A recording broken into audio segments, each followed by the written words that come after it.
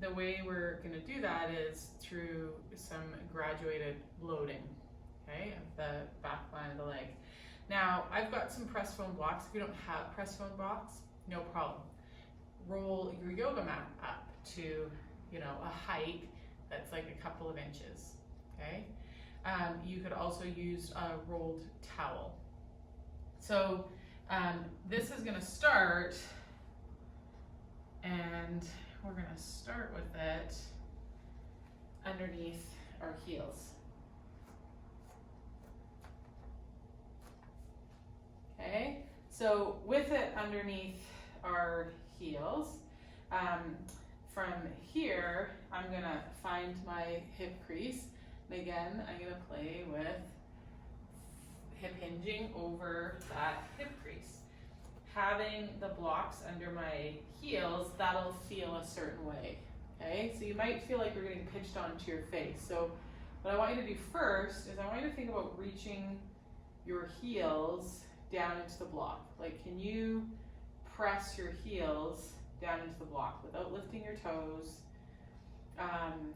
without having to really drive your knees back? So just stand. Can you start to reach your heels down? If there isn't a sense of being able to reach and press the heels into the block or your rolled yoga mat, make the surface you're on a little bit bigger. Okay, so that becomes available to you.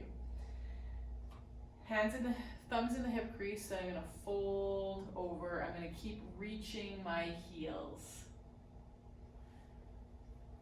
And I keep pressing my heels down into the block as I fold over. And I'm just going to notice, like, where is the weight in my feet? Like, can I feel the tripod of my feet? So can I feel the heel?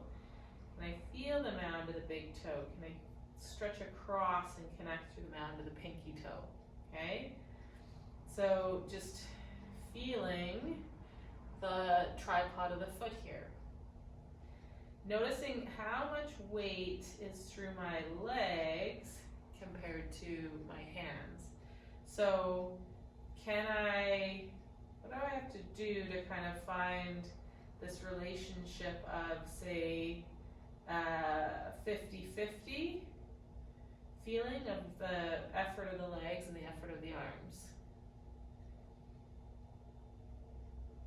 Could I change that up and find more effort in the legs by bringing one hand off the chair? How would my system feel in the position I'm in? Like, what does the foot do? What does the leg do in order to absorb the load of your upper body here? And the upper body back down. So you'll have noticed some things. So now I want you to figure out where the top of that leg bone is, and I want you to change its relationship. So maybe the hips go back farther. And again, then there's a bit more work in the legs. Reach to the heels with the hands off. Notice where the work is that you're experiencing. Can the toes relax? Notice the movement that you experience or don't experience here. Like, are there micro adjustments that are happening? Okay, what happens if from this hip hinge, is there any more availability of the pelvis to move on the legs? And then what about the ability of the spine to flex?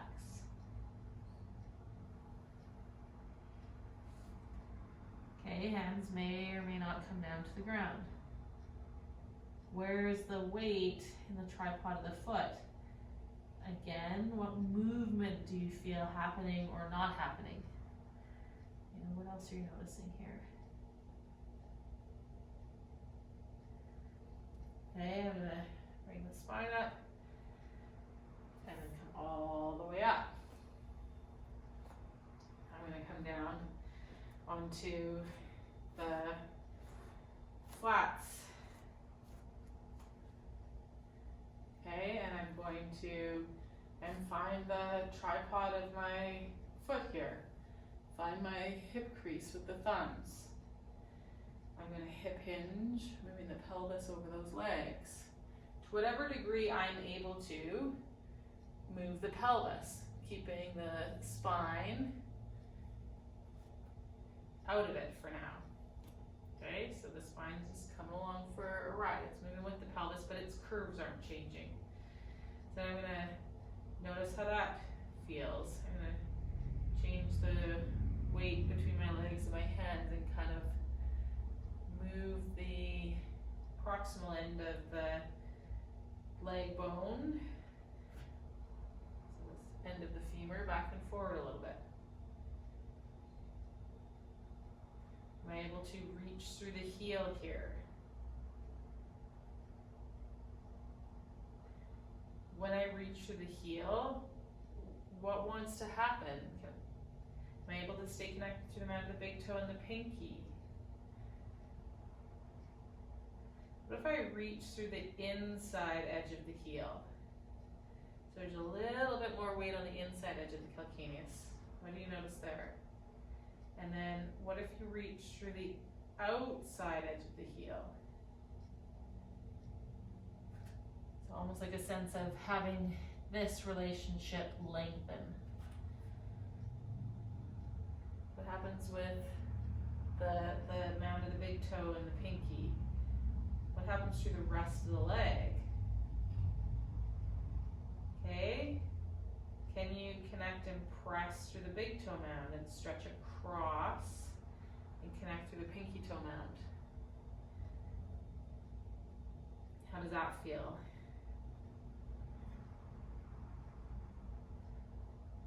You know, let your legs kind of organize and figure out these relationships between the tripods of the foot.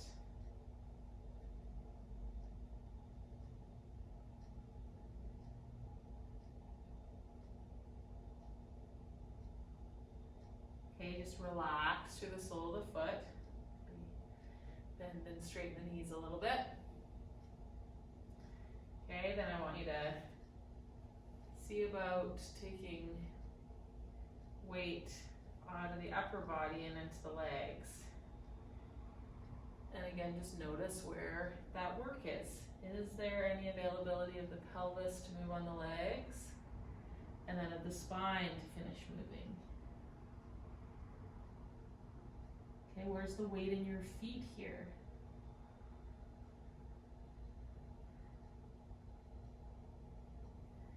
What do you feel in the stuff at the back of the legs?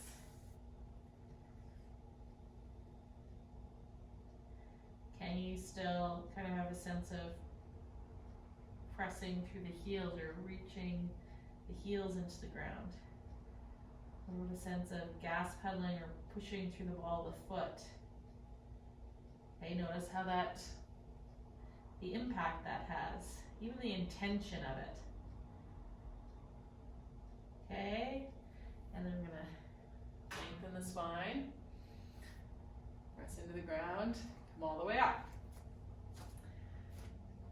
We're gonna use the blocks again, or your rolled yoga mat.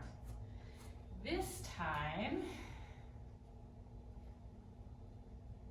it's gonna come on the balls of the feet. So let's just get used to being here. So the mound of the big toe, the mound of the pinky is on the blocks.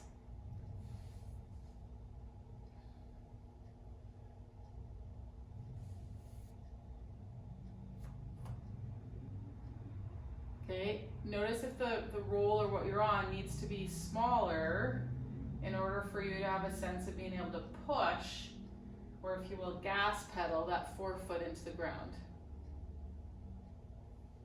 Okay, and what does that pushing or gas pedaling that forefoot of the foot, what does that do to the rest of the leg?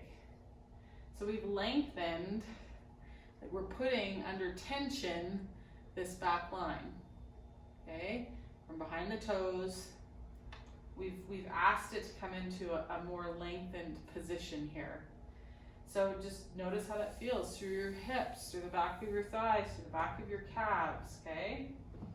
Notice if you want to set the feet a little bit wider than where they had previously been. Commit to sensing with the sole of the foot. You know, that sole of the foot that's in contact with stuff. And then, again, we're going to fold.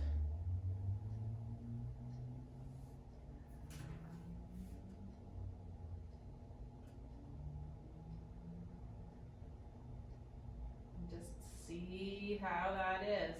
When you fold, like, where does the weight change in the sole of the foot?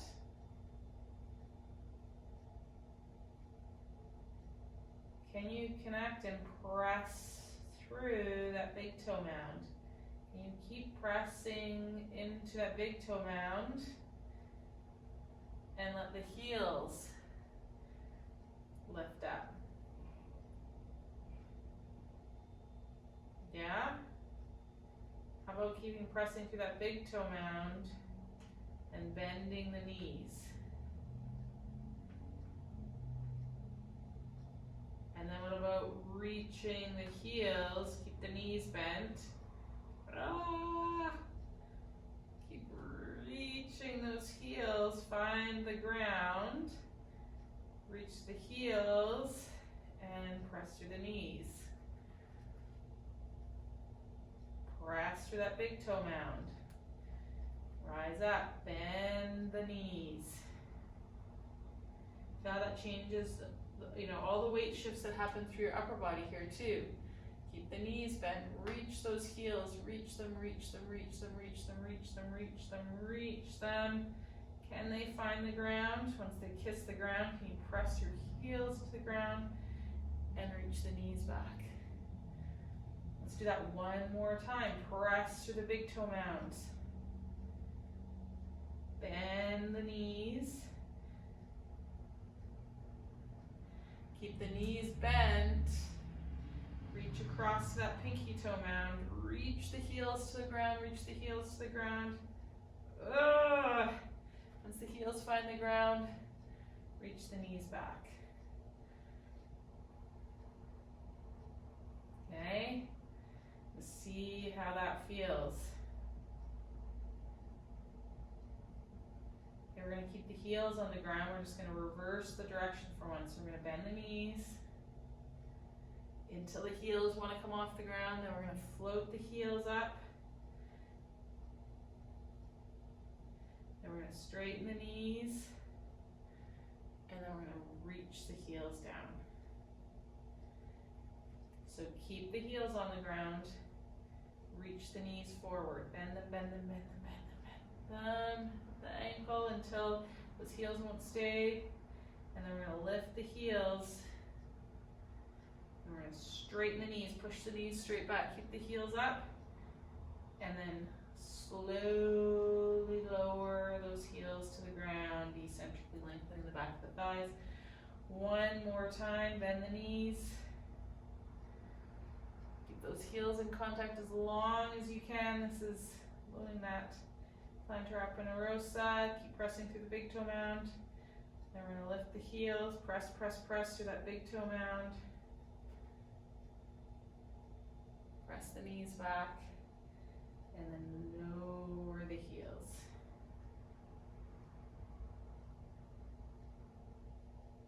Okay. Then we're going to come off the blocks. Stand. Notice how that feels. Okay? Where is your sense of your foot and your weight through your feet? Yeah, and notice what you notice. And then I invite you to one more time find that hip hinge.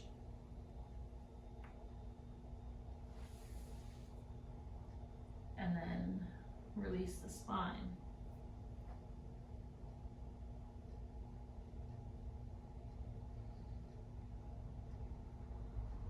Okay, okay? And notice what you notice in terms of where the weight is in your feet. Notice how it feels through the back of the legs. Notice the position of your knee. Has it changed at all? Okay? So get curious, notice what you notice and what's happening or not happening in your body. And I look forward to hearing about your discoveries.